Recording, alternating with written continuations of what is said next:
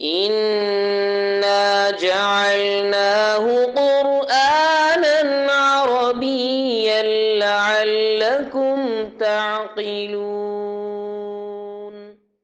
ما ولا مشابہ بلیسا کی ترکیب، ماللہ بغافل، اس کی ترکیب دیکھیں، ما مشابہ بلیسا ہے، لفظ اللہ اس کا اسم ہے، بی زائد ہے، غافل ما مشابہ بلیسا کی خبر ہے۔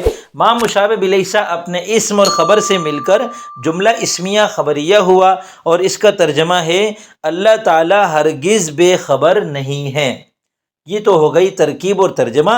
اب آپ یہ سمجھیں ما مشابہ بلیسا کیا ہے، ما ولا مشابہ بلیسا۔ اصل میں یہ دو لفظ ہیں، ما اور لا، یہ دونوں نفی کے لیے عربی میں آتے ہیں۔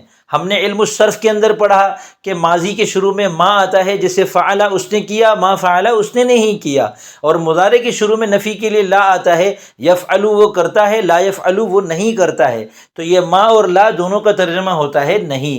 جملے کے اندر بھی یہ ما اور لا کئی موقعوں پر آ جاتے ہیں اور ان کا ترجمہ نہیں بھی ہوتا ہے، اس کے علاوہ ان کے اور ترجمے بھی ہوتے ہیں، جیسے ما کا ترجمہ جو بھی ہوتا ہے، ما کا ترجمہ کیا بھی ہوتا ہے۔ اس پر میں نے پوری ایک ویڈیو بنائی ہے، وہ دیکھ لیجئے گا۔ تو اب یہاں ہم جو سیکھ رہے ہیں یہ وہ ما اور لا ہیں جو لیسا کے مشابہ ہیں۔ اب لیسا کیا چیز ہے؟ لیسا افعال ناقصہ میں سے ایک ہے۔ افعال ناقصہ 17 ہیں، کانا، سارا وغیرہ، ان میں سے ایک لیسا ہے۔ افعال ناقصہ جو ہوتے ہیں وہ جملہ اسمیہ پر داخل ہو کر مبتدا کو ان کا اپنا اسم بنا کر مرفوع کر دیتے ہیں اور خبر کو اپنی خبر بنا کر منصوب کر دیتے ہیں۔ تو یہ جو ما اور لا ہیں یہ فعل ناقص تو نہیں ہے، یہ صرف نہیں کے معنی میں آتے ہیں، لیکن جب یہ جملہ اسمیہ پر داخل ہوتے ہیں تو عمل وہی کرتے ہیں جو افعال ناقصہ میں عمل ہوتا ہے، یعنی مبتدا اور خبر پر داخل ہو کر مبتدا کو اپنا اسم بنا کر مرفوع کر دیتے ہیں اور خبر کو اپنی خبر بنا کر منصوب کر دیتے ہیں۔ اور افعال ناقصہ میں سے لیسا ایسا لفظ ہے جس کا ترجمہ بھی نفی والا ہے۔ لیسا کا ترجمہ بھی ہے نہیں، ما اور لا کا ترجمہ بھی ہے نہیں، اس وجہ سے ما اور لا کو مشابہ بلیسا کہتے ہیں۔ تو یہ جملہ اسمیہ پر داخل ہوتے ہیں۔ اب آپ کہیں گے یہ با کیسے آ گئی؟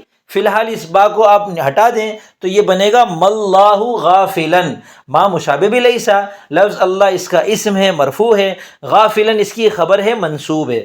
مشابہ بلیسا، ما مشابہ بلیسا اپنے اسم اور خبر سے مل کر جملہ اسمیہ خبریہ ہوا۔ یہاں یہ یاد رکھیں کہ ما مشابہ بلیسا جو ہے اس کی خبر کے شروع میں اکثر و بیشتر با زائدہ آ جاتا ہے، اور یہ با زائدہ با حرف جر کی طرح اس کو مجرور کر دیتا ہے، جو خبر منصوب تھی غافلن اس کو بغافلن کر دیتا ہے، لیکن ترجمے میں کوئی عمل نہیں کرتا۔ ترکیب کے اندر یہ لفظ غافلن جو ہے یہ ما مشابہ بلیسا کی خبر ہی کہلاتی ہے۔ تو ما مشابہ بلیسا اپنے اسم اور خبر کے ساتھ مل کر جملہ اسمیہ خبریہ ہوا۔ یہاں ترجمے میں کیا تبدیلی آ رہی ہے؟ اللہ اللہ کو تو نہیں کہہ سکتے، مثال کے طور پہ ہم ما زید قائمن کہتے ہیں تو اصل میں تھا زید قائمن، جملہ اسمیہ خبریہ، زید کھڑا ہے آیا جملہ اسمیہ خبریہ کی وجہ سے۔ جب ہم نے کہا ما زید قائمن، زید کھڑا ہوا نہیں ہے، تو صرف نہیں کا اضافہ ہوگا ما کی وجہ سے، اور یہ ما عمل کرے گا تو اس کو ہم ما مشابہ بلیسا کہیں گے، عمل نہیں کرے گا تو ہم کہیں گے ما زید قائمن۔ تو پھر اس صورت میں ہم کہیں گے یہ ما نفی کے لیے تو آ رہا ہے لیکن عمل نہیں کر رہا، تو کبھی عمل کرے گا کبھی عمل نہیں بھی کرے گا۔